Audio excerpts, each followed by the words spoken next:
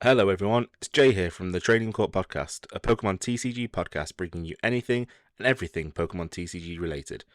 If you are looking for Pokemon TCG competitive decks ready to go, including GLC decks, please head over to PokéDex4U.com. Pokédex4U has a variety of decks ready for sale, with each deck being fully customizable and bespoke to your needs. Use the code TrainingCourtTCG for 5% off your first order. Now let's get on to the episode. Hello everyone and welcome to the Trading Court Podcast, the Pokemon TCG podcast about anything and everything Pokemon TCG related.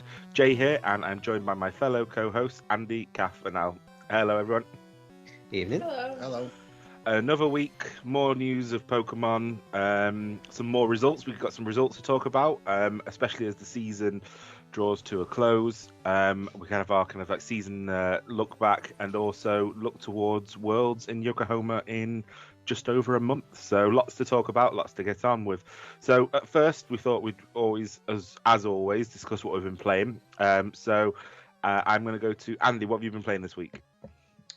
So I've been playing Chien-Pao again. Played on Monday night at Fanboy. Still feel really rusty. There's plays I made, especially when I played you and when you were playing Tinglu. Yeah.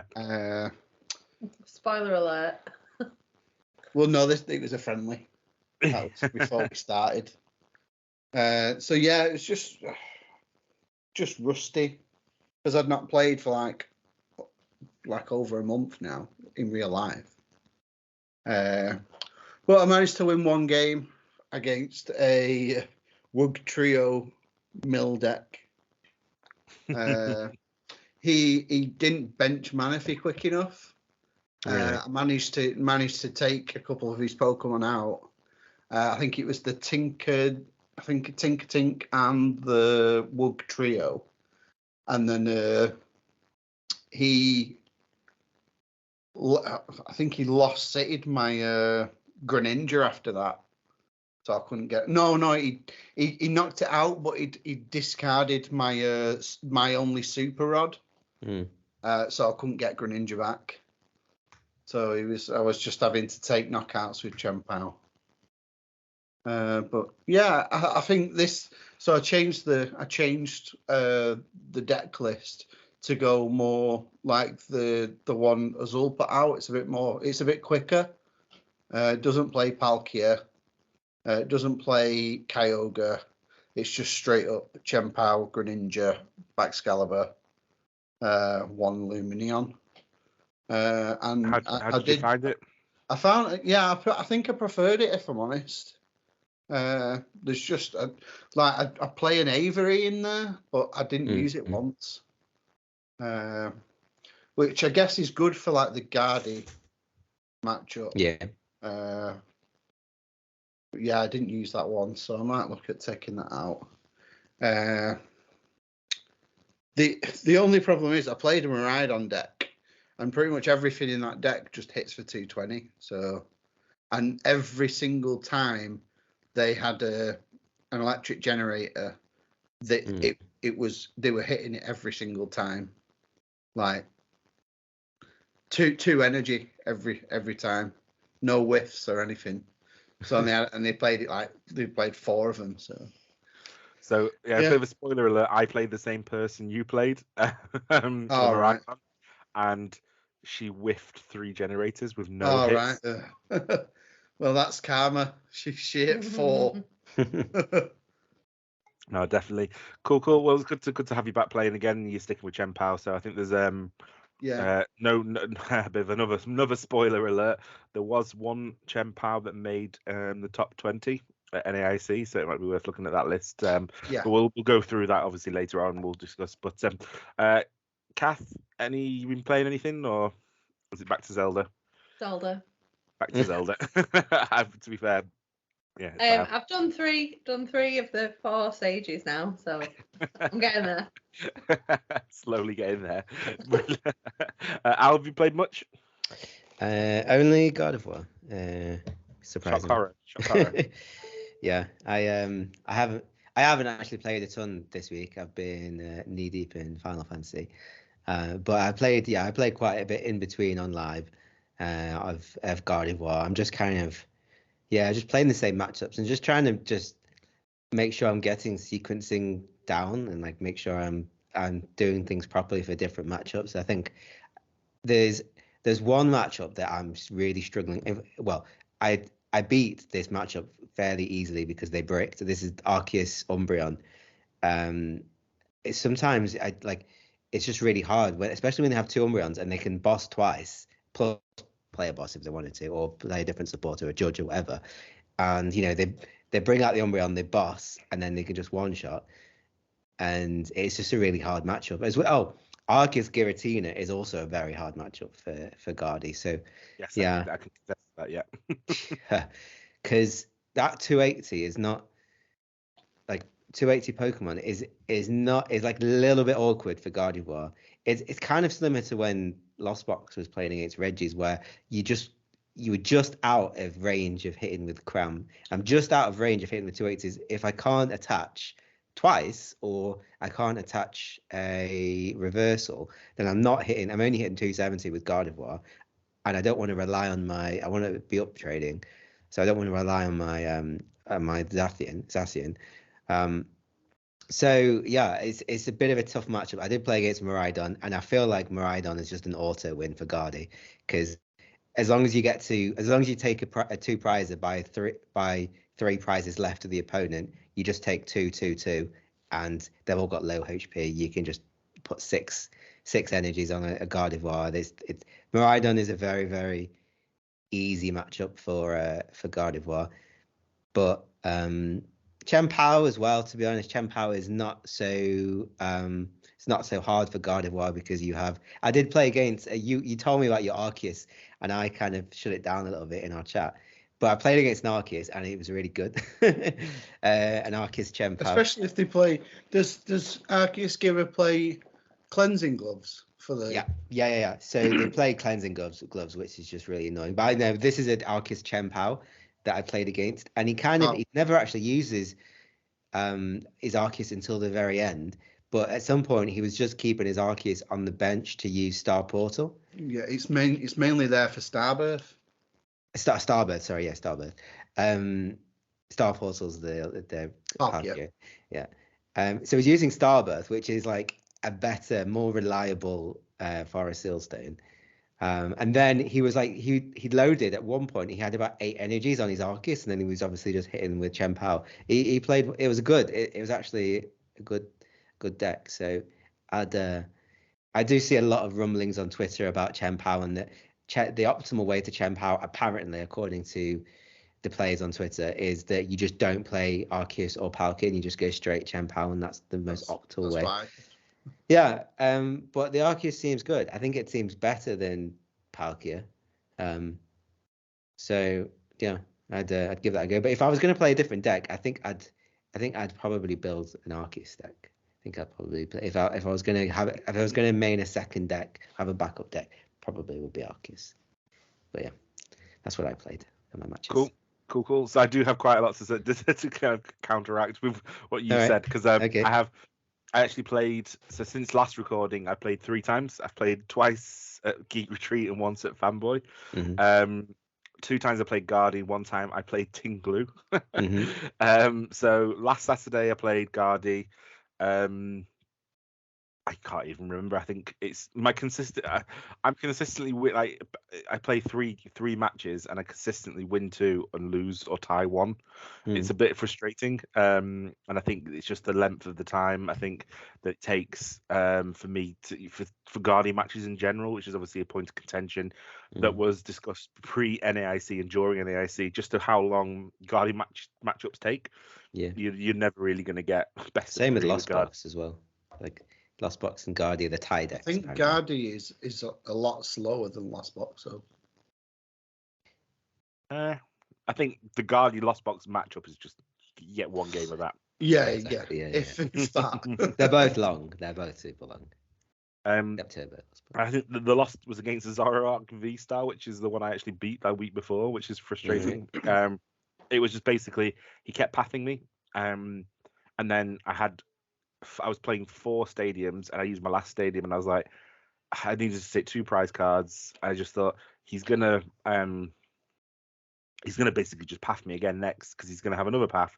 So I thought I'd start loading up my energies whilst I could on Guardian VX. And unfortunately, I put it onto a Ralts with a rare candy in hand, and I forgot that because he actually didn't path, which is frustrating. And then he used Radiant Alakazam to move damage counters about and take the knockout on the Ralts, which was really frustrating. So that's how he won anyway. And then I won the rest. I won the rest. But then on Monday, I played Fanboy. Again, brought Tinglu to, and I think I had a friendly with Andy. I wasn't feeling that confident enough to actually play with it, so I went back to Guardi again, and I played. I'm trying to think what my matchups were. Oh, so you didn't play Tinglu? I thought you. I played. Yeah, I did. I played Tinglu last night. Oh, right. at Gate Retreat. So I've played Guardi twice and Tinglu once. Sorry. The Guardi match. You talk about the Miraidon auto win. I did win. This Miraidon was running Regieleki VMAX, which you don't really see much anymore. And I used Champions Festival to take the knockout on Regieleki VMAX, so it was justified my selection. And then you said about Chen Pao. I played in the to go 3-0. I played Tom Gaskell, who's a friend of ours at Fanboy. And he was playing Chen Pao, but he was playing Palkia line, and he won. He actually beat me. It was best of one. He beat me because I was so focused and fixated on taking out his Baxcaliburs to stop the supply of energy acceleration that I forgot about the Palkia. So when I took out his third Baxcalibur, he still had Palkia's V-Star ability to then accelerate and take out the knockout on.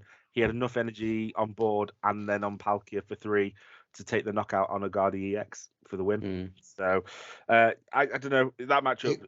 It was Tom Saxton as well. Saxton, sorry, Tom Saxton. Not Gaskell, I know he listens, so sorry. Sorry, Tom. There is Tom Gaskell. He won the Challenge Cup last week, didn't he? Sorry. But yeah, and then I played Tinglu last night. Again, played 3 games. Won 2, lost 1. Just that's my consistency, as I always seem to win 2. It's not bad to win 2 out of 3, to be honest. I'm always just outside of the top. I'm either I think on Geek Retreat last week I was 4th. Geek Retreat yesterday I was 5th, and then at Fanboy Monday I was joint 4th. So I'm just outside that top 3. Did you beat Riley? No, didn't play him. What were your matches? What were your matchups with Tinglu? First match was against Turbo Darkrai. Oh yeah, I've seen a few of those actually. And I just switched everything off, but he was able just to dart patch still the energy acceleration and take the knockout, which was really frustrating. My problem with Tinglu is you hit for 115 and you can hit 2 on the bench, or you hit 2 damage on the bench. So 1 Pokemon on the bench. 150 is not taking knockouts. It's a 2 knockout, and then it's also you haven't got that much energy acceleration apart from the start of the game where you've got Dino Cry, but you don't want to Dino Cry midway through the game because you're leaving your Pokemon active. It's difficult. It ran out of steam. I then played a Miraidon box, which I was able to get an incredible start. I've never ever had a start like this. You'd never believe my opening hand was 3 battle VIP passes. Jesus. I have never had it, and I shuffled and they cut the deck as well. Never had anything like it. So and then also the 150 is great because they're all weak to Miraidon's all weak to fighting. So I was just 1 KO. I literally moved. I moved 2 Alakazam, 2 damage counters from Alakazam over to his Zeraora VMAX, and I bossed it up and just 1 hit 150, double it 300, 320 with the damage counters knockout. So that was that, and then I actually played Lost Box, and I absolutely decimated Lost Box with Tinglu. They can't use their abilities. They can't use their abilities. No, they just couldn't. Because you shut my Excalibur off, didn't you? Yeah. And it's annoying. Not Chempao, Greninja. It is annoying, and if I was playing against it, I'd be like, oh, for God's sake. But it just runs out of steam and it can't hit that hard. Yeah, so that's kind you of need where to follow it's it up with actually taking knockouts, I guess. Yeah. It needs to be something Box, like you're taking out 150 takes out everything Lost Box. apart from Dragonite, if they're playing Dragonite. Can you not do some kind of hybrid kind of deck where you stick Tinglu in the active and put a Brave Charm on it and just like try and, I don't know, heal or tank, and then you just use something on the bench to attack, like Inteleon with the With Rapid Strike and Inteleon. I don't know if that Sharpshooting Inteleon. Yeah, just like Quick shooting. quick Yeah, shooting. Yeah, I don't know, like something, because the 150 is not enough, but if you're like chipping away with quick shooting or the Rapid Strike, the VMAX one, Double gun. double gunner, gunner. yeah. It's a lot of energy. It's a lot of energy you need then to. Yeah. I don't know. A lot of I think water. with Pokemon 151, there's potentially a good play for there's a good play for Alakazam to attack from the bench and just keep Tinglu in the active. Yeah, but you're only doing 120, so you might as well just attack with Tinglu. Well, yeah. Well, the problem is it's so easy to get out of it. You know, an escape. If you're going to play an escape rope and you've not got a second Tinglu up, you're screwed. Yeah. Or they just boss Yeah. up. Like, you know, the first game yesterday against the Turbo Darkrai, he bossed up my Squawky X. And it was just a really, really quick, easy 2-prizer. But Squawk's quite needed for that deck to get rid of the energy and set up and everything. But it is what it is. I don't think it's not a tier S deck. It's not a tier 1 deck. It's not. I don't think it's a deck that really just relies on your starts, on just what you draw on the start, and whether you can draw enough energies to put onto the discard to then use Koraidon, and whether if you don't start well and you go to turn 2 without actually being powered up, then you're pretty much dead in the water. But if you can stop their abilities turn 1, turn 2, like I've played against Tinglu as a Gardevoir, and they turned off my Curliers and my Shining Arcana, and I'm like, well, I can't draw, so I just conceded. So it's good if you can set up, but that's it really. It was just a deck I wanted to try. Like I said, I had a friendly against Andy and it went well. I think that lulled me into a full sense of security. Yeah. And I did set up well that game. I actually built a list from top 8 at NAIC, and unfortunately I was 2 cards short and no one had a spare Umbreon V and VMAX. So I do.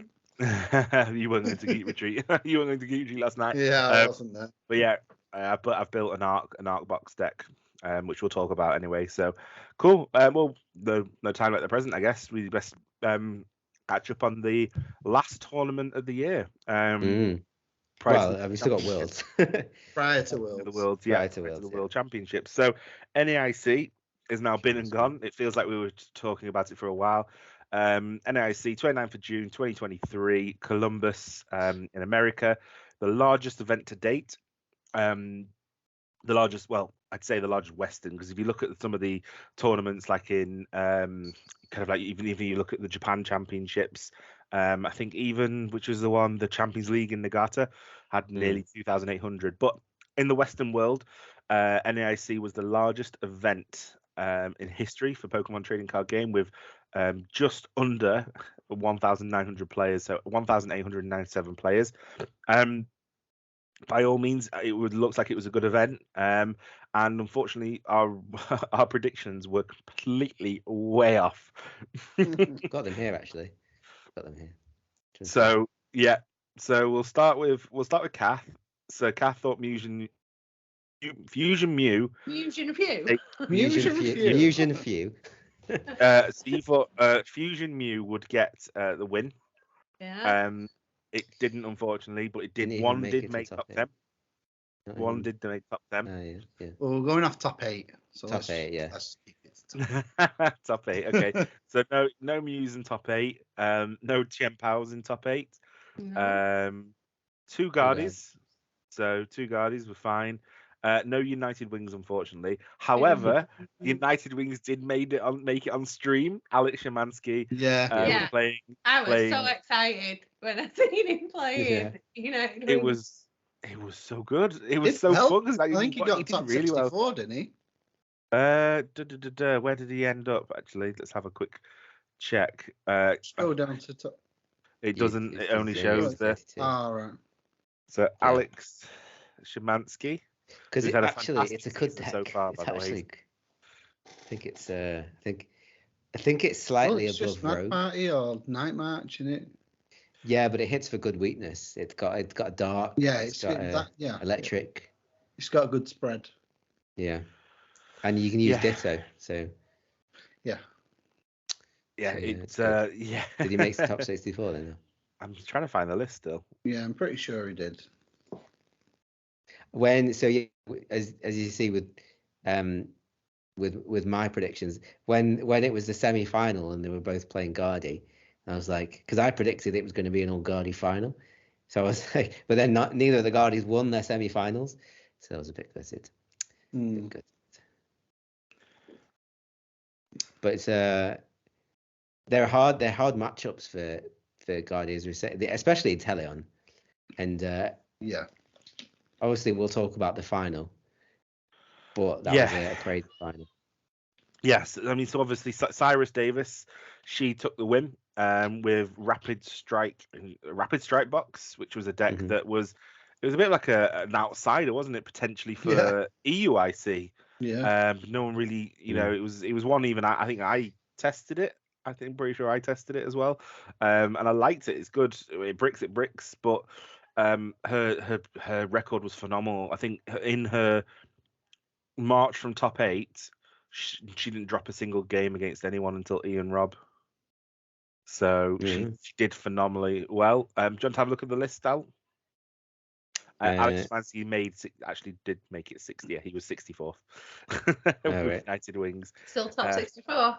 Yeah, there was actually another United Wings deck ran by Michael Bergerac who came 66 as well. Right. So it's got legs. It's definitely got legs and it's got wings. So it's definitely going to be moving. Yeah, maybe I can't find it. Oh well. Anyway. So Cyrus's deck out. Well, Cyrus. I thought you were talking about the United Wings. Yeah, Cyrus's deck. Yeah, I mean, I'm not actually. You played this deck, haven't you, Jay, or not? I have played this deck. Yeah. It's really really good. You don't know. I mean, there's loads of supporters, loads of items, loads of things that you can get from Auxiliary using Rapid Strike Search. That engine is busted. It's a very very good engine. My main worry always was the fact that you've got, Teleon VMAX and Rapid Strike Urshifu, big chunky 3 prizes sat on the bench. That was always the worry, but did really really well. I mean, looking at the list, obviously played a 3-3 of the Inteleon line, 2-2 of the Urshifu line, a 2-2 of the Auxiliary line, Medicham, obviously, which helps take the extra prizes. Takes the Yoga loops that takes the extra turns, which obviously Alakazam moving the damage about.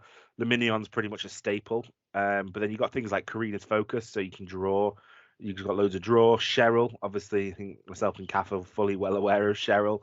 And that's a good card, especially if you're doing the G-Max Rapid Flow, where you're already discarding your energy. Next turn, then heal off before you actually start attaching again. And then obviously Tower of Waters, the free retreat. Echoing Horn was a really good addition. And then the Forest Sealstone, which is obviously just lets you grab anything. So yeah, a really, really good list. Nothing on it really that makes me think, wow, that's it's just got energy retrieval, energy search, and it's got the usual. Just a good consistent list. It is, it is. And if you get it set up, if you can get Remoraid and Auxiliary set up, you're pretty much to go. You are really, really to go. You want. Exactly. Yeah. The only thing I was surprised about is obviously no mana fee really for bench protection, especially when you've got Remoraid with 60 HP, Auxiliary's got 110. But obviously, Cyrus's record, it was phenomenal. She did really, really well. She did fantastic overall. I think as I'm trying to see her stats overall, but she just absolutely smashed it. And then, unfortunately, with a winner, there's always a loser. And in the final, unfortunately, Ian Robb came second. So his list is, are we going to call it Arc Dumbrion? Are we going to call it? Because they've put 3 in the. It's rare that you actually see 3. There's the Mew Fusion, but because 3 components to the deck. Yeah, I think that's what it's being called, Arc Dumbrion. Yeah. That's it. Yeah. So obviously, looking at the list, you've got the Arceus. I think looking at NAIC when we take a step back and look at the results overall, Arceus is so consistent in this format now. I Yeah. mean, it's a hell of a card, and surely that's, an Arc deck has got to be one of the BDIFs. Surely, it's got to be one of the best decks in format. And Arc, it consistently gets high results and high place finishes, etc. Yeah. And it has taken wins in the past. Alex Szymanski himself took a win. Arc Gira took a win at a regional. This, with Arceus has been there, and paired with obviously Duraludon Did and Arctina Umbreon. win as well? Arctina, Yeah. Arctina might. Arctina as well, yeah. Yeah. So we've got, looking at the list, Spiritomb, I think, is the big thing. Obviously, it was banned on live, so not many people knew how many people would be actually putting it in. Seems that most lists had Spiritomb in, Yeah. which is why I think we didn't see many top finishes from you, I think, realistically. It just completely shuts it off, Spiritomb. I think it just completely shuts it off. I do think that Arceus V-Star is, like, we've gone through the era of Lugia. We're kind of in an era of Gardevoir EX where you think, oh, these are the best decks in format. But Arceus V-Star is probably the best card in print at the moment, with its ridiculous ability and 200 and attached 3. It's hits for a big number. It's got a busted ability, and it's got acceleration built in as well. It's crazy. Yeah. It works with Sharon's Care. Yeah. And it's only a 2-prizer. Yeah. It's only a 2-prizer. Yeah. It's stage 1. It's not stage 2. Yeah. It's a ridiculous card, V-Star. But yeah, I mean, Ian Robb's list, I think this is a list he said he was testing. It's a list we have seen get results and special events as well. Like I'm saying, obviously Duraludon's really good for the Mew matchups, for the Lugia matchups, anything using DTE really or special energy, which there's a lot of decks out there, so that completely shuts it off. Umbreon Now reversal energy as well shuts that off. Exactly. Well, obviously Umbreon as well. Umbreon as well is just a big prize, but again, like you said, it's annoying, isn't it? Because with the with its ability Dark Signal, you can just keep bossing up, and then, like you said, Guardy can hit Guardies and Mew V maxes for weakness. So again, and a nice little and again, like you said, Arceus just powers it up, doesn't it? Arc just powers it up. Luminion, Alakazam, and Spiritomb, I think they're going to be staples of most decks now. I think if you don't need draw, I think Radiant Alakazam for moving damage about is going to be the play. I think we're going to see a lot more. I don't understand, because I've seen Alakazam I understand in Inteleon, I understand in like Tinglu and things like that, where you're manipulating damage counters, but why is it needed in this? It just helps. It helps take the extra damage. Realistically, Arceus realistically is going to be hitting for 180. Yeah. Arceus is going to be hitting 180 with a DTE. You've got G-Max pulverization for 220. And then you've got Mean Luck. Is it Mean Luck for 160? It's just some of the none of those are taking one hit KOs. One hit KOs. None of them are taking the big knockouts really. I think that's just to basically start again making use of Radiant Alakazam, making use of that painful spoons and just making use of killing those smaller people, or just making that damage easy to hit. If for example it is 220 and Arceus is able to hit over 2 turns, you can do that.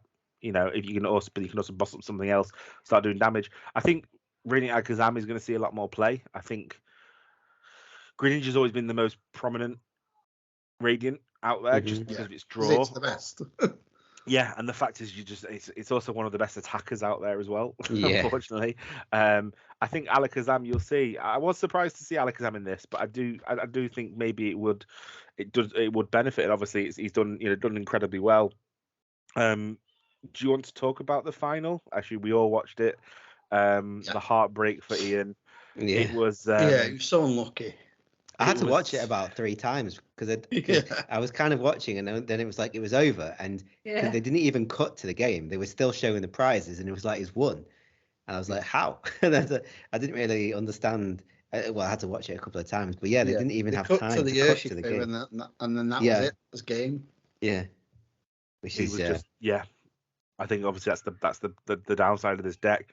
No battle VIP passes. Very reliant on ball search. We saw in game 1 with Ian versus Cyrus. Game 1, how many times did he just pass? Draw Yeah. and pass, draw Yeah. and pass. He drew and passed about 2 to 3 times. But it's such a shame because it's going to go. Obviously, congratulations to Ian to get in there. But he was so consistent during the 2 days, the 3 days at NAIC, 2 days at NAIC, and to get into the final as well, did phenomenally well. So congratulations to him. Again, from moving on then, we'll look at the other decks that will finish up the top 8. So Calvin Connor and Rowan Stavanoff both came in. Well, Calvin came third. Rowan came in fourth, both with Guardi EXs. So Calvin's list, pretty consistent. That to me, it looks like it's the Tords list, isn't it? Realistically. Yeah, I mean they're all like slight variants really on Todd's list, to be honest. But obviously now you've got it's a bit, actually it's a bit there's obviously we can't criticize at all because he came third. But if I was, I'm nowhere near, none of us are nowhere near his level, so I feel weird talking about his list. But I would play 4 Iono. I'd play more than 2 stadiums. It's I would have trouble with this list, but obviously I'm not on his level, so yeah. But I'd play 4 Ionos and 3 stadiums. So But maybe it's not needed in place anymore. of that 4 Iono then? He's playing playing a penny. I actually play 3 level balls and 3 ultra balls, 3 fog crystals. So I mean, a penny could be really good to get rid of a Zacian. Yeah, but I guess he's playing the penny instead of a collapse. Oh no, he's playing the collapse stadium. Yeah, I mean the penny is great for getting rid of any, like playing against lost box, especially Sable Zard and even any box with Sableye. Just getting rid of a Radiant Greninja or just a Pokemon that only has 10 HP left that is a basic, obviously. It's good for that. And even you get stuck sometimes. You could use it again on the same turn. You pick it up, use it again, and then next turn collapsed it. Yeah, you can even if you this is kind of a niche situation, but if you get stuck in a hand and you've got your Forest Seal Stone and they're like a research, you can actually just pop your Forest Seal Stone on a Greninja and then penny it back later, and you get your Forest Seal Stone back. Then you can put it on the Zacian. But yeah, I mean, I've actually started playing 11 Psychic, 1 Reversal. Before I was playing 10 and 1. But it's the consistency, I suppose. So just before we go on to Rowan's list, going back to Calvin's list, can you, given that Alex has spent most of the time playing Guardi, can you tell me the anomaly on that list and why he hasn't played that Pokemon? Oh, yeah, that one. The routes. Yeah. Because it helps with the mirror. Because you're doing 30. Yeah. I know my Guardian. It's just for the listeners and the watchers out there. So basically, from what I could see, a lot of the Guardi decks have started including a 1 line of routes. So obviously you've got 4 routes in deck. Usually you've got the ones from, is it Astral Radiance with Teleportation Burst? Usually you've got 3 of them and 1 from Silver Tempest with the Memory Skip. But now we've started seeing a split of 2-1-1, with 1 being the one from Scarlet and Violet, and that's purely for the fact that a lot of times when Pokemon, especially in the mirror, they've got very little HP left, that routes can take out just because it hits. Because I've actually used Mew to knock out I think it was a Zacian V. I was like, I didn't actually see that I could do that, and I never actually contemplated doing it. And then I was like, oh wait, I can just bring up the Mew and just use Psyshot for 30 and win. Will beat him. So yeah, it's good for that, to be honest. I've taken out the 60 routes because it's just the 60 routes and a 60 Mew is 2 shot for it, 2 prizes from a Sableye. So I've actually just taken it out. Yeah, you rarely use it. To be honest.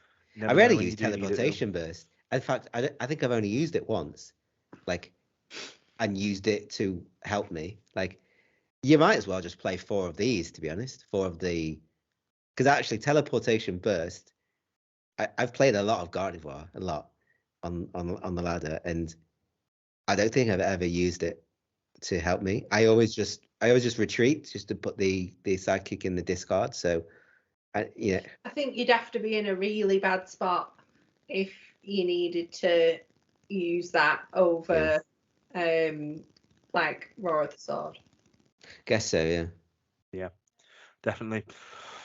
Cool. Okay, no worries. So then moving on to the 4th place, Rowan Stavanoff, the regional champion. He played Gardevoir as well. His list, again, a different variation, really. It's missing. This is more of a list that I kind of play. So he's replaced the Luminion with a Spiritomb for the Mew matchup, which I quite like. I want to try and figure out a way to get Spiritomb into my deck. But again, be careful not to put this. I've put the Spiritomb. I've played Spiritomb, and then I put Zacian down, and I'm like, oh, I can't use it. Yes, it shuts both yours and your opponent's Pokemon off. But yeah, overall, a consistent list. Gone down to 2 Frog Crystal. He's got a switch in there, which is quite interesting. 3... I saw a tweet from him actually that said he was testing the night before, and a last minute decision was to switch out, pun not intended, the penny, I think it was, or something. I think it was a stadium actually. So just something anyway for the switch. And I tried it, and then I tried a skate rope, and I don't think it needs it. I suppose sometimes when you want to Psychic Embrace onto a Pokemon just to retreat, you're putting unnecessary damage, but then sometimes it's good for the Cresselia anyway. So, but yeah, overall, 3 stadiums: Temple of Sinnoh, Collapse Stadium, and Artisan, 10 Psychic, 1 Reversal, consistent. I did see him on stream. No worker, by the way. I see no worker. Only 3 stadiums, no worker. I did see him on stream against Michael Catrone. He did take the win, but it was unlucky on Michael because he was running the Pokemon 25th anniversary, I think it was the Japanese anniversary sleeves, Pokemon ones, official ones. Oh yeah. They stuck, and he got a double prize penalty. Yeah. So I thought you weren't allowed to play with sleeves that have a printed design. Play with any sleeves. But you can't. You're not allowed to play with, say, the sleeves you get from the ETB, are you? Why? Yeah. I mean, you don't even have to play with sleeves, do you? There's no rule. I think you have to play. I don't think there's a rule. It'd be horrible to shuffle without them, though. And you want to protect your card. You want to protect your cards as well. Yeah. Especially as most of these are playing just like the alt rares of Gardevoir EX. You know, definitely to sleeve them. But before we go on to Michael's list, he made 6. We'll obviously speak about Victor. Victor Ong came 5th with a Lost Box. Which version of Lost Box did he play? Okay, so he played Turbo Lost Box with a Forest Sealstone, the Dragonite. Again, nothing in there that makes me really think. I think Lost Box is consistent enough now. I think Echoing Horn is a really good new card that Lost Box is now playing over the past new format. He wasn't really playing it before, but it just to bring out a Mew or bring out a 60 HP Ralts, and then you can take 2 prizes with Sableye, things like that. I mean, it's always about Guardian with you. I mean, overall consistent. Quite surprised that, I think coming into this, I was under the impression Lost Box was going to be everywhere. And I think it wasn't too bad, actually, was it? I think if we look at the stats, which I'm going to try and get up very quickly whilst I delay this bit now. See, I thought Gardevoir would be everywhere. So the deck analysis on day 1 was nearly 25% of the decks. 465 were Gardevoir EX. 13.3%, so that's 251 decks were Lost Box. 12% Lugia, 227 decks. 9.5% Mew, 179 decks. 172 decks in Chien-Pao, which was 9.1%, and then Arc Gira was only 7% with 133 decks. That's mental that a quarter of the entire field out of nearly 1,900 players was Gardevoir on day 1. Yeah, it's not Lugia. It's nowhere near how Lugia was. Do you remember when that was like 40% of the decks were Lugia? But I'm surprised that the 13.3% of Lost Box. I thought Given Lugia is not Lugia, sorry, given Gardevoir's the long game. It's sometimes you have to make tough decisions. I thought Lost Box would get more play. I think it's Iono. Literally, pretty much all decks are playing Iono, and it just hurts Lost Box. It's just hard to play against Iono with a Lost Box.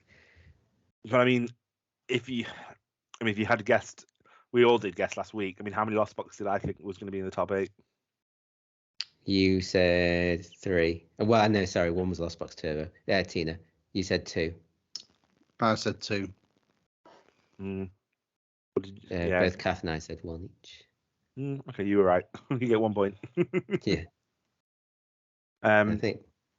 But yeah, I've always seen the death of Lost Box. Yay, if so.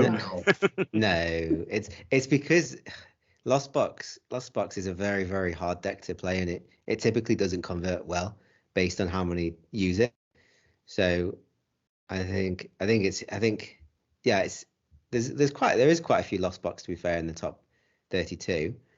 I think what's the most surprising is actually Arceus. Like Arceus converts really, really well. There's a lot of Arceus, and obviously it came second. But there's 3 in the top 8, and what was it, 7% of that was just Arctina. That was just Arctina. Oh, that was just Arctina. Yeah. Well, I guess Arceus as a whole maybe is a bit more, but yeah, Arceus converts really well. It seems. Yeah, it does. I think obviously we'll chat about Worlds coming up, but I think this could be an indication that Arceus is going to probably be the big play at Worlds. Is there going to be a new format? No, it's not. It's going to be this format. Right. It's the same format now. So yeah, be interesting. But then talking about Arceus decks, obviously we mentioned Michael Catrone's list. So his is an arc box deck, if almost. Yeah, it's like a toolbox, isn't it? Yeah. Yeah. So this is the one I made last night. I made this last night. I was just short of 1/1 Umbreon. So basically he's running 4/3 Arceus V Star, a 2/2 Umbreon V Max, a 1/1 Flying Pikachu V and V Max, a 1 Slacking V, 1 Luminion V, 1 Medicham V, 1 Radiant Alakazam, Spiritomb, and Horlucha with the flying entry ability.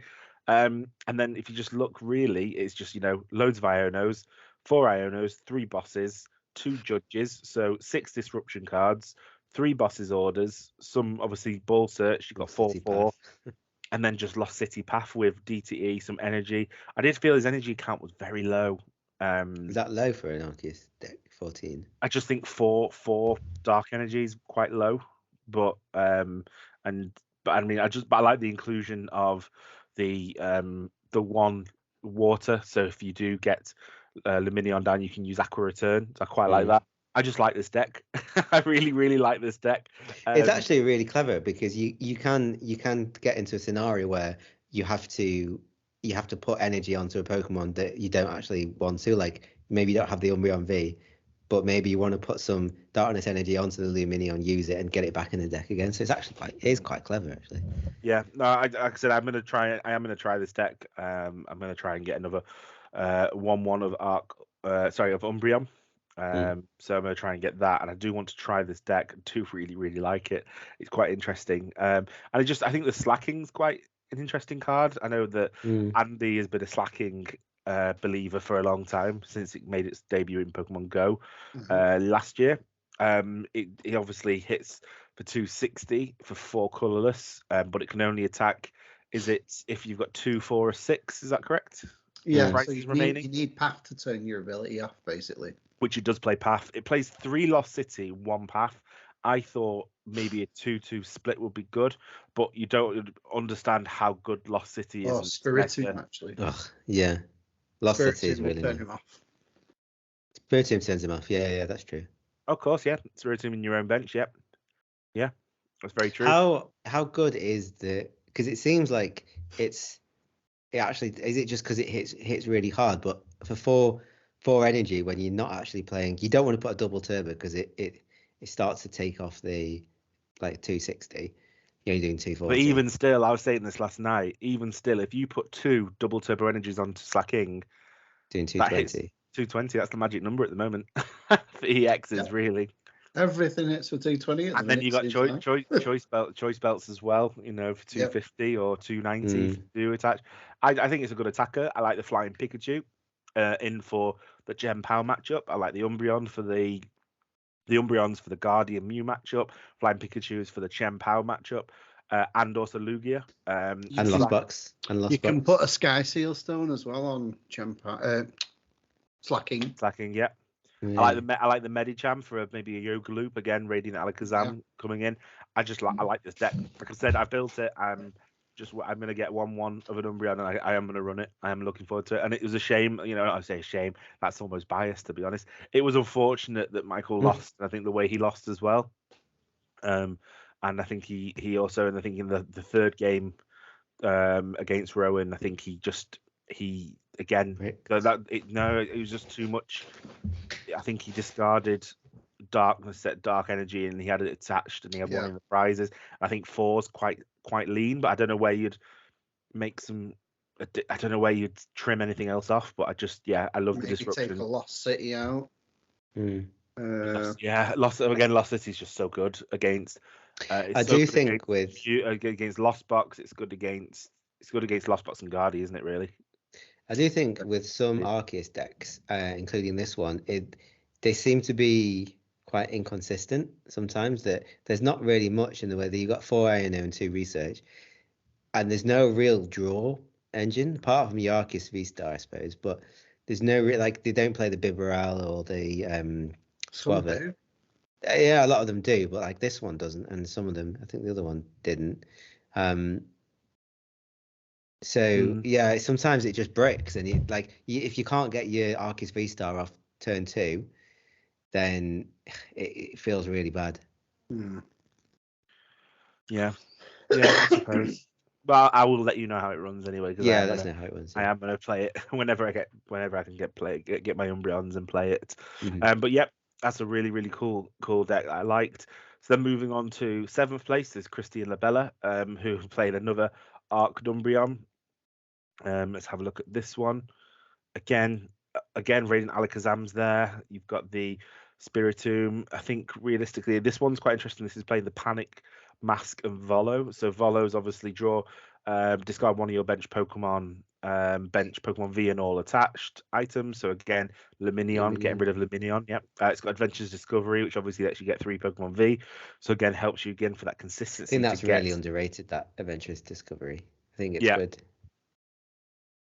Yeah, well, like I said, like we said when Joe was when Omnipote Joe was on, the fact that these cards now are getting some play, it's quite. It's just goes to show. Hopefully, we're in a better place for a format for the meta. And then going over, Panic Mask, something you don't see really in much play. So it's obviously it's a tool card. So prevent all damage done to the Pokemon this card is attached to by attacks from your opponent's Pokemon that have 40 HP or less remaining. So again, really good against Guardi. Yeah, really good against Guardi. If you think you load up everything, if you load up everything and then you attack, you can't. Wouldn't this be good in the Inteleon as well? Because you're kind of getting them to a small amount anyway, like a small HP. Wouldn't that be good in Inteleon? Do you think? Potentially, I do think it's purely there for the Guardi matchup. Yeah, I think it's purely there for the Guardi matchup. And then you've got that, the split there is a bit different, obviously, because you've got the Duraludon, so you've got the Metal Energy, again, only 3 Darkness Energy, and 1 Luminous Energy, which again, I don't think there's so much play, really, but I don't know why. I think it would be really good to have that index. So then moving on to 8th place is Justin Brothers.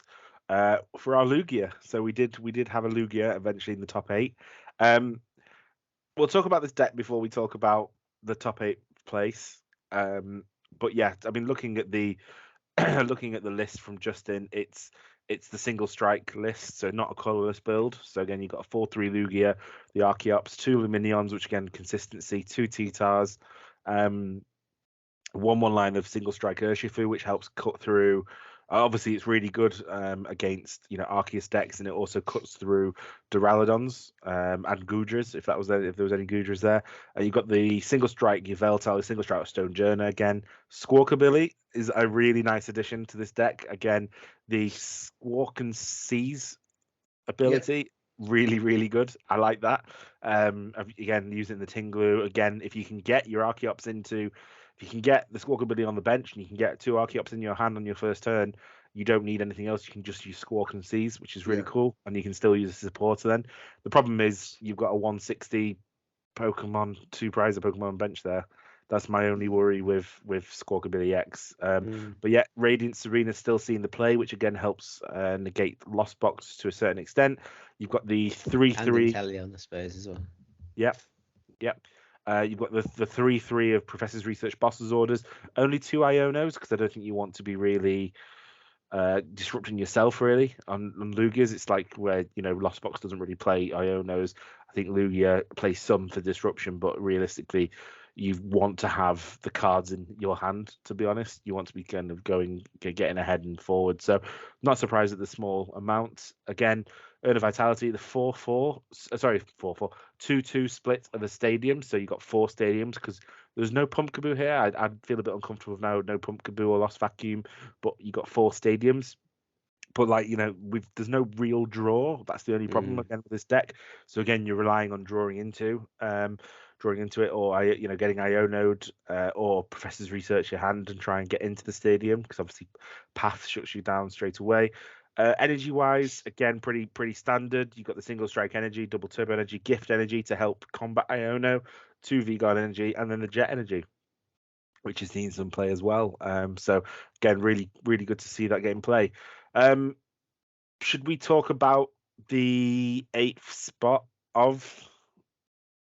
Yeah, we probably should. Yeah. Probably should. So for those people, obviously, who who are not aware, Justin was actually, I think, was he 9th? I think he would.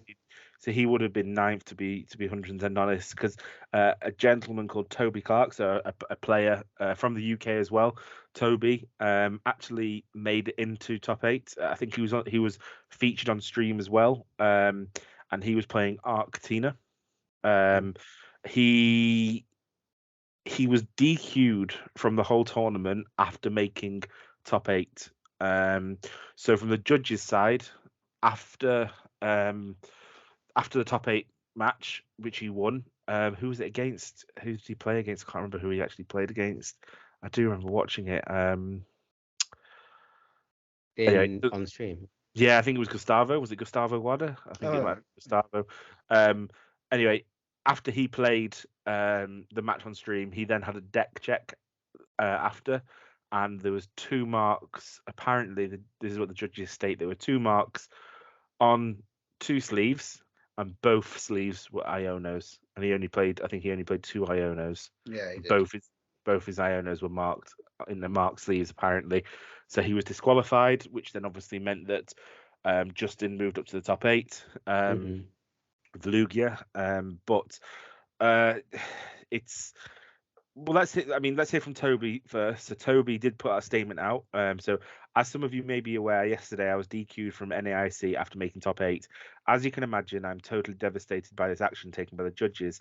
To go from elation to deflation in such a short time is hard to deal with. A few things I need to clarify.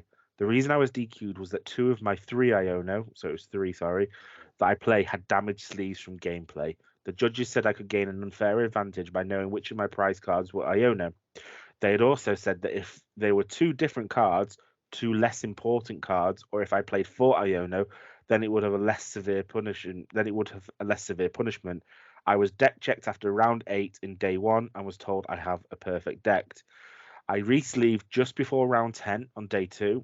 There are at least 3 players that can confirm this, as they watched me re-sleeve in the venue.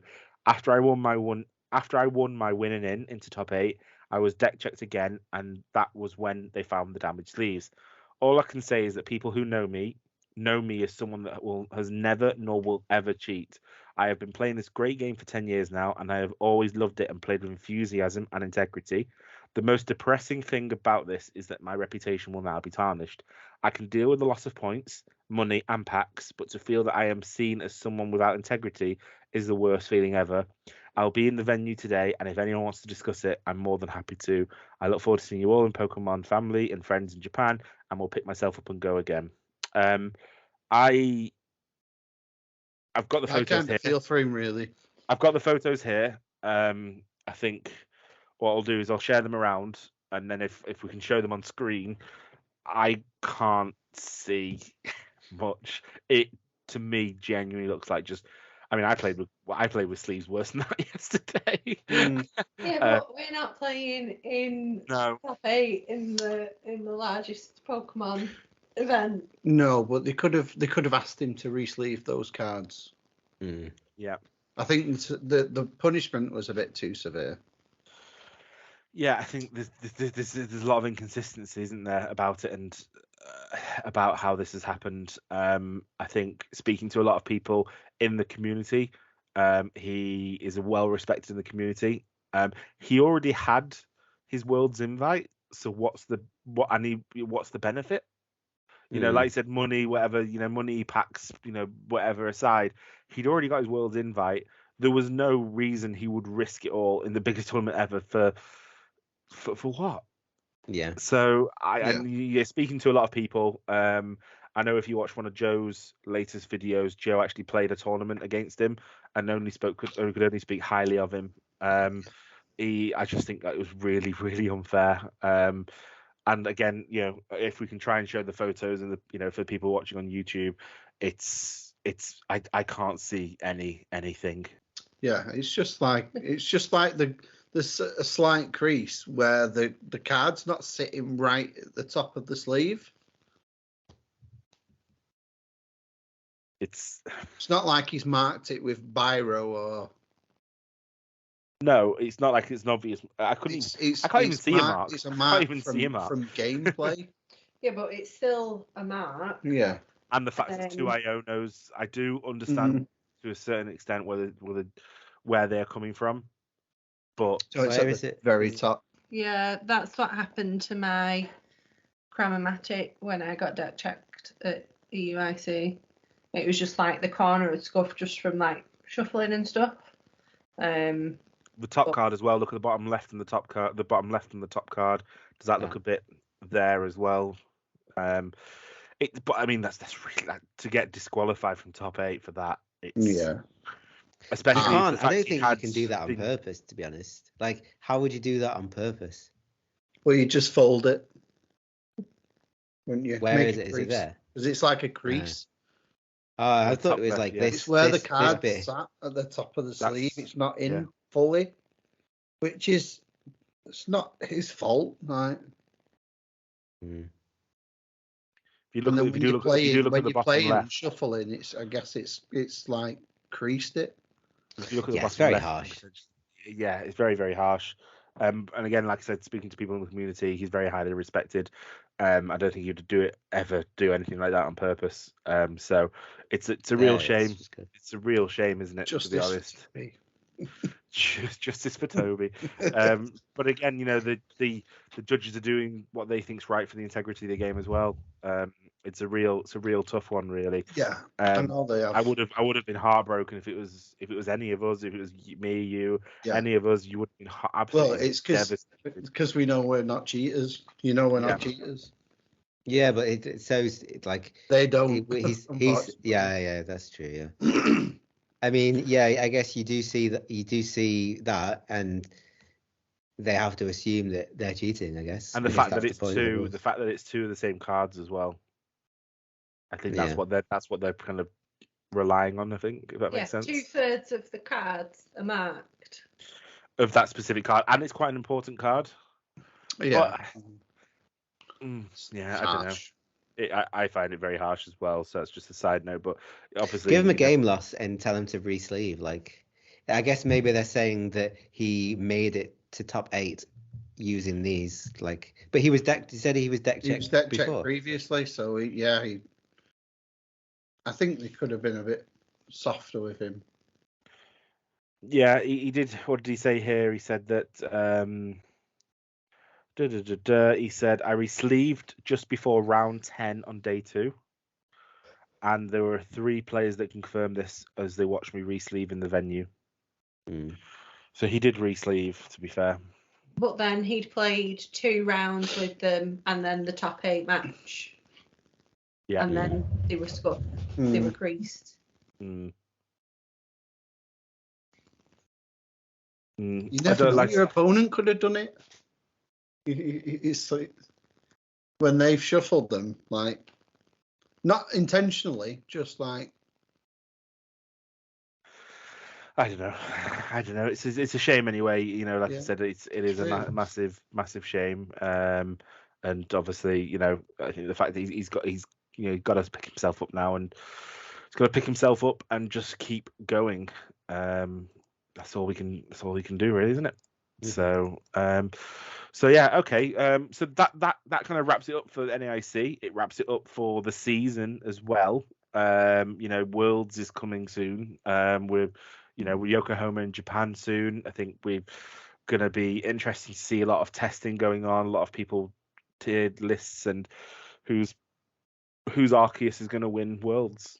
That's the question that we all have to ask ourselves. Arceus win Worlds last year. It did. It Flying did. Pikachu. Is it ADP? I can't remember. It was Arceus Decidueye Flying Pikachu. Yeah. Andre Skulab. Andre won it with that deck. Who was it? Who was he playing? We were there at the final. I can't remember. Was it Itchy? Was it Daichi? Daichi. It was Daichi, not Itchy. Yeah. So Daichi. So that was a great game, to be fair. Great match. But yeah, looking forward to. I think it's going to be the biggest Worlds. The fact it's in Japan as well. They've confirmed as well that players now. One thing that we were annoyed with at EUIC was obviously the fact that if we didn't drop, we would never have gone to the Pokemon Center. It's now been confirmed for work by RK9 and Pokemon that if you are a competitor, you can go in before the public on Thursday. So are they going to do that at all the events in future? I hope so. Well, that's what I hope so. It's obviously the fact is that they've heard what people have been talking, been complaining. Yeah. That's the big thing. So yeah, looking forward to. I'm really looking forward to Worlds. I'm really really excited about it. I told my shame wife. We're not going, like. It is a shame we're not going, but I've told my wife I'll be watching pretty much every single matchup going. Well, they're saying that the next Worlds, there's rumours that it's going to be Spain, because obviously Paldea is like based off of Spain. So I suppose. I think the previous one was London, and what was Scarlet and Violet's world called? Galarian? Scarlet and Violet is Paldea. Gala. No, sorry, Sword and Shield. Gala. Gala was like London. based on the UK, and it was in London, and this one's Spain. So maybe the next one's going to be Spain. I mean, I'd be okay with that. Yeah, I'd happily. I don't think it will. I think it'll go back to the States now. Do you reckon? For a few years, yeah. We'll see. Anyway, I guess. Yeah. Well, yeah. When did they announce Yokohama? When did they announce Japan? At Worlds. At Worlds. They announced it at Worlds. That's when they also announced the. That's when they announced. Format. Exactly. Yeah, that's when they announced the new format as well. So, we'll get some. I guess we'll get some kind of announcements at the. Yeah. Maybe new game or. DLC. No, that's DLC. DLC yet. Yeah, it's been weird, isn't it? Actually, the fact that I've fallen off Scarlet and Violet completely now. There is new raids. There's new raids. There's the compatibility with Home is now back. And yeah, I've completely fallen off all the raids, to be fair, and playing it. So I'm looking forward to the DLC. But yeah, I mean that's obviously wrapped. Like I said, it wraps it up for NAIC, wraps it up for the season. Looking at the rankings, there's been some increasing. There's been some increases in players who have obviously made it into the top to try and get their stipend and guaranteed day 2 of Worlds. If you were to say for North America, who would be the top 3 players? Who would you say? North America, yeah. Azul, yeah. Okay, so Azul's third. He's got 1,460 points. Alex. Alex Szymanski, not our Yeah. Alex. Okay, yeah. No, Alex yeah. Szymanski. Yeah, Szymanski. Yep, Szymanski's second. Yeah. I don't think you'll guess the first Rowan? because no, No, is it Calvin, Gabriel? is Calvin? He's not American. No, Caleb. nope. Mm, You won't. It's because it's this person has only won one regionals, but has been in the top 4 consistently for probably most of them, at least top 8. Reagan Retzlaff. Regan, oh, of course. Yeah, you kind of because he's only won. I'm not saying only won one. I mean, I have to kill Yeah. to even get day 2, but it's just the fact that because he's only won one, but he was always around the top. yeah. Wasn't he? Tightly placed. Yeah, so he's got he's the top ranked player for championship points and in it's North his America. first Masters season as well, isn't it? That's It is, that's Yeah. some good going there. Yeah, so you got Reagan Retzlaff in first, Alex Szymanski second, Azul in third, Cal Connor in fourth. Yeah, I like And then kind of all the usual kind of people. You mentioned Caleb's in 13th. You mentioned Gabriel Smart's 12th. Piper Lepine ended up on 17th. Isaiah Bradner ended 20th as well. So Thingy missed out actually. Who's Andrew Mahone? Andrew Mahone unfortunately missed out because I think he was pushing for it at one point, but then I think he's kind of given up a bit. But he came in 37th. So, but yeah, it's a big long list of players. I was going to say give me the top 3 for Europe. I can pretty much everyone will know the top. Yeah, I guess there's Todd. Todd, Pedro second, yeah. Yeah. Stefan. Stefan Ivanov. Ivanov is 4th. He's 4th. Isaiah Chevelle. Who? Sorry. Isaiah. He is He's not American. Here. Isaiah's American. Is he? All right. Okay. Yeah. Not Bradner. No, not Bradner. Isaiah. Yeah. Xander. Sander is 8th. All right. So who are we missing? Second. Third. If I'll tell you, he was my. There's another Pedro. No, he was my opponent at Pedro. Liverpool. He was my opponent at Liverpool regionals. Oh, Oliver. Oh, the one that you gave the game to, because The one, Yeah, because 'cause obviously, that's the reason he's third. It's Owen Cameraman. Yeah. Owen. The reason he's third is because of me, and he knows it. So. No, but obviously you've got some. Yeah, you look at these names. You've got some. Obviously, the points amount. I mean, Todd's actually got more points than Rowan. Rowan has, but then it drops off massively. Yeah, he's number 1 in the world, Todd. He is number 1 in the world. Yeah, so Todd's number 1 in the world with 1,755 points. Pedro has 1,400. Owen has 1,280. Then it kind of drops off a bit. Stefan has got 980, and then it kind of does drop off a bit, unfortunately. But it's I'm looking forward to it. I'm hoping, I am really, really hoping we see a good showing from Europe and Worlds. Andre Skubal, he is 40th, so the previous world champion is 40th. So it's just it goes to show that winning it's hard to win it, but it's consistency, isn't it really? And then we've got Zapdos TCG. He is in 62nd. So yeah, it's quite interesting really. And then obviously we have Oceania. Obviously Brent Connison.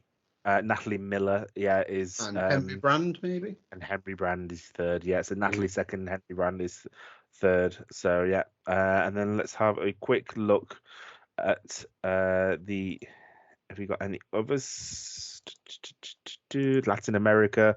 I mean Pedro Petrucci first, Gustavo Wada second, and William Azevedo third. So Pablo Meza 11th. That was quite surprising. Can we just talk? I know with this podcast seems like it's gone on a bit, but Pedro made his debut this week as a caster. At it was great. NAIC. Yeah, it was really good. What did you think? Yeah. Who? Pablo. Sorry, Pablo Pedro. Meza. I said Pablo. It's not not Pedro. it's not his debut. He's casted before. his first international championships. First IC. What did you think? I thought he was great. Yeah, he's great. I thought he was great. I thought you saw the difference in his mentality, like not mentality, but when he was talking, he was obviously like figuring out the play himself while he was there. And I just thought you got a better insight. Usually they do that play as well. He's like, "Yep, there we go." Yeah, it'd play out how he thought. Yeah, it's it was really, really, really, really good, and obviously great for Pablo. We've chatted to Pablo, and we're still determined to get him onto the show. So fingers crossed, we will have Pablo. It was nice to have Boo back as well. Yeah, she's done really well. She's come on a long way as well. When you think, I think I saw her first casting in Worlds a year ago. She's improved. I think she's improved massively. I think all the casters have, really, to be fair. I think it was confirmed as well that unfortunately our friend Joe isn't going over to Japan to cast, but he is going over as competitor. He's actually competitive. He's competing, so looking forward to that. And obviously, fingers crossed. I know he's already started dropping his world testing videos already this week. So that is a man on a mission. So obviously, fingers crossed for him, and I look forward to hopefully seeing him on stream. So yeah, I think realistically that kind of wraps it up this week. In terms of any other news, we had some more cards released and announced. Well, not really announced. We've obviously seen them in Japan, but Obsidian Flames, scarily, is now 4 weeks away from pre-release.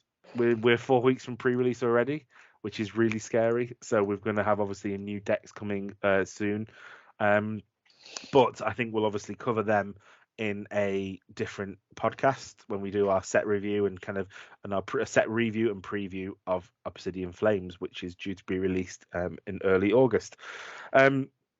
Last segment of the night, RTFC. Who's got a good RTFC for me? I have actually. Go on, yeah. It was, for me, it was Ting Lu. All right.